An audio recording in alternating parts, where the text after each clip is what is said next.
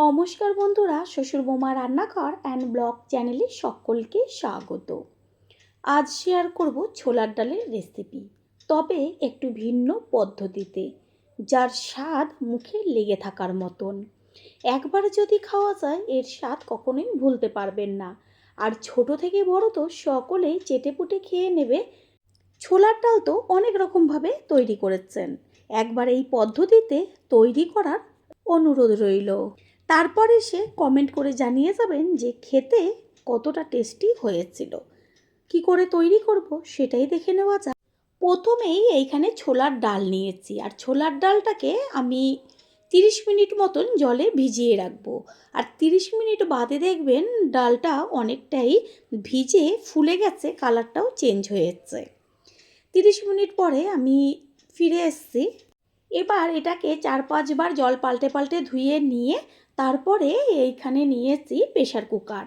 আর এই যে ডালটা ধুয়ে রেখেছি, জলটা ঝরিয়ে এবার সম্পূর্ণ ডালটা প্রেশার কুকারের মধ্যে দিয়ে দেব জল। ডালের মধ্যে দেব 1/2 চা চামচ পরিমাণ হলুদ গুঁড়ো আর স্বাদের জন্য লবণ। আর এইখানে আমি 2টো আলু 4 টুকরো করে নিয়েছি, খোসা সমেত লম্বা করে কেটে নিয়েছি। এর মধ্যে দিয়ে একেবারে প্রেশারের ঢাকনাটা আটকে সিদ্ধ করে নেব। এইখানে একটা কথা, যারা আলু পছন্দ করেন না বা যাদের খাওয়া বারণ, তারা আলুটাকে দেবেন না। আলু ছাড়াই শুধুমাত্র ছোলার ডালই খেতে লাগবে দুর্দান্ত। এবার গ্যাসের ওভেনে বসিয়ে আমি প্রেশার কুকারটাকে 4টে সিটি দিয়ে নেব। যেহেতু ছোলার ডাল, আর সমস্ত প্রেশার কুকার কিন্তু একরকম হয় না, কোনোটায় বেশি সিটি লাগে, কোনোটায় কম লাগে। ডাল সিদ্ধ হতে থাক। অন্যদিকে আমি এইখানে 2টো মাঝারি সাইজের পেঁয়াজ বড় বড় টুকরো করে নিয়েছি আদা, ঝালের জন্য পাকা লঙ্কা, আর হচ্ছে রসুন। এইখানে একটা চপার নিয়েছি, আর চপারের মধ্যে সবগুলো একসাথে দিয়ে দেব। এই রেসিপির ক্ষেত্রে মশলাটা পেস্ট করে দিলে ভালো লাগবে না, একদম মিহিভাবে কুচানো থাকবে, সেটাতেই টেস্ট লাগবে। আপনারা এটা গ্রেটারের সাহায্যেও গ্রেট করে নিতে পারেন, আর যারা ছুরির সাহায্যে একদম মিহিভাবে কেটে নিতে পারেন তারা অবশ্যই কেটে নেবেন। এই রেসিপিটা ভাত, রুটি, লুচি, পরোটা সমস্ত কিছুর সাথে খেতে লাগবে অসাধারণ। আদা, পেঁয়াজ, রসুন, লঙ্কা সব একসাথে চপড হয়ে গেল। এতে সময়ও কতটা পরিমাণে কম লাগলো, দেখাই যাচ্ছে কত সুন্দর হয়ে গেছে।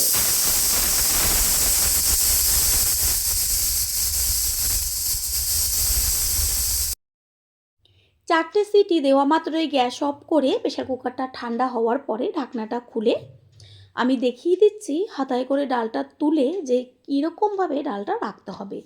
দেখা যাচ্ছে সমস্ত ডাল একদম গোটা গোটা রয়েছে, একটা ডালও কিন্তু গলে যায়নি।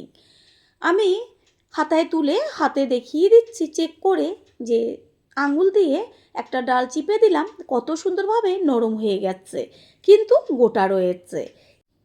এবার ডালের থেকে আলুগুলোকে তুলে নেব।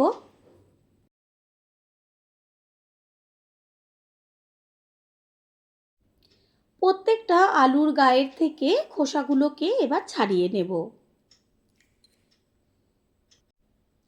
পুরনো বন্ধুদের সবসময় আমাদের পাশে এইভাবে ভালোবেসে থাকার জন্য অনেক অনেক ভালোবাসা। সব আলুগুলোর গায়ের থেকে খোসা ছাড়িয়ে নেওয়া হয়ে গেছে। এবার গ্যাসের ওভেনে একটা কড়াই বসিয়ে কড়াইটাকে ভালো করে গরম করে নেব। কড়াই গরম হওয়ার পরে দিয়ে দিয়েছি সর্ষের তেল। তেলের মধ্যে এবার দেব ছোটো চামচের 1 চা চামচ পরিমাণ সাদা জিরে, তেজপাতা আর শুকনো লঙ্কা। ফোড়নটাকে ভালো করে ভেজে নেব। আর যখন ফোড়নের থেকে সুন্দর একটা গন্ধ বেরোবে, তখন এর মধ্যে দিয়ে দেব একদম মিহি করে কেটে নেওয়া পেঁয়াজ, রসুন, আদা আর লঙ্কা। গ্যাসের ফ্লেম এই পর্যায়ে হাই করে দেব 2 থেকে 3 মিনিট। তেলের সাথে সব কিছু ভালো করে মিশিয়ে নেব। 2 থেকে 3 মিনিট পরেই গ্যাসের ফ্লেম একদম লোতে রাখতে হবে, না হলে মশলাগুলো পুড়ে যাবে আর স্বাদটা ঠিকঠাক লাগবে না। দিয়ে দিচ্ছি স্বাদের জন্য লবণ আর হলুদ। পরিমাণ অনুযায়ী বুঝে দেবেন, কারণ ডালের মধ্যেও লবণ হলুদটা দেওয়া হয়েছিল। এবার এটা গ্যাসের ফ্লেম লোতে করে ভালো করে ভেজে নেব। দেখাই যাচ্ছে যে পেঁয়াজ রসুনটা বেশ লাল লাল হয়ে গেছে। ঠিক এরকমভাবে লাল লাল করে ভাজতে হবে। তারপরেই এর মধ্যে দিয়ে দেব একদম ছোট ছোট করে কেটে নেওয়া টমেটো। টমেটোটা এর সাথে মিশিয়ে নিয়ে গ্যাসের ফ্লেম তো লোতেই থাকবে, ভালোভাবে টমেটোর কাঁচা গন্ধটা যাওয়া পর্যন্ত বা মজে আসা পর্যন্ত রান্না করে নেব। দিয়ে দিচ্ছি জিরের গুঁড়ো আর 1 চা চামচ পরিমাণ ধনের গুঁড়ো। দেখবেন যে কোনো রান্নাতে যদি মশলাটা ঠিক মতন কষানো না হয় বা কোন মশলার পর কোন মশলাটা দিলে পরে টেস্টটা টেস্টি হবে, এইসবভাবে যদি রান্নাটা না করা হয় তাহলে আসল টেস্টটা আসে না।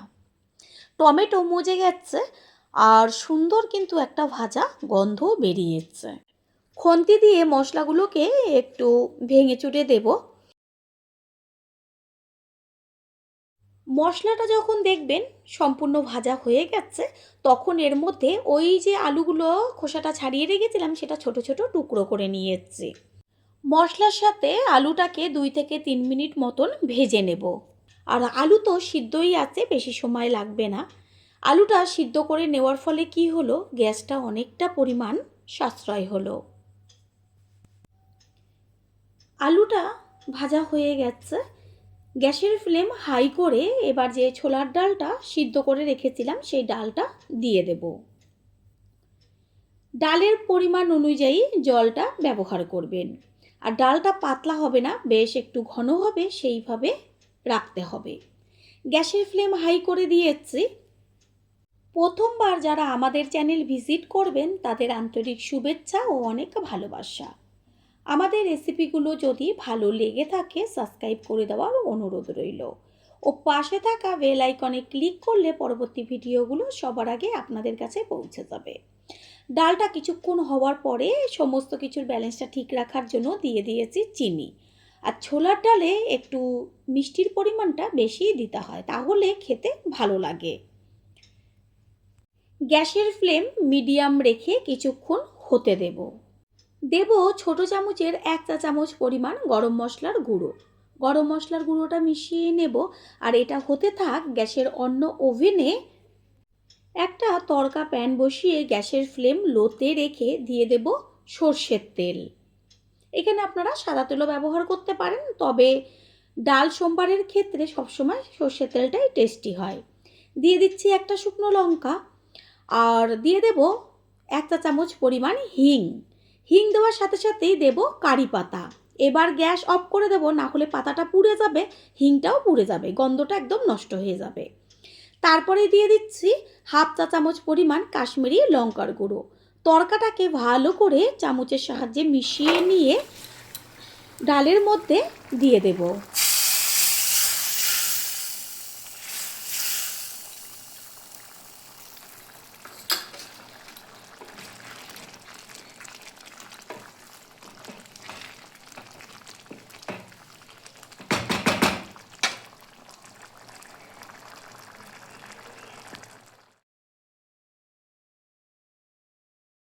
ডালের কালারটা দেখা যাচ্ছে কত সুন্দর। আর এই তরকাটা দেওয়ার পরেই ডালের মধ্যে এত দারুণ একটা গন্ধ আসে, যেটাতেই নাকি একদম খিদে পেয়ে যাবে।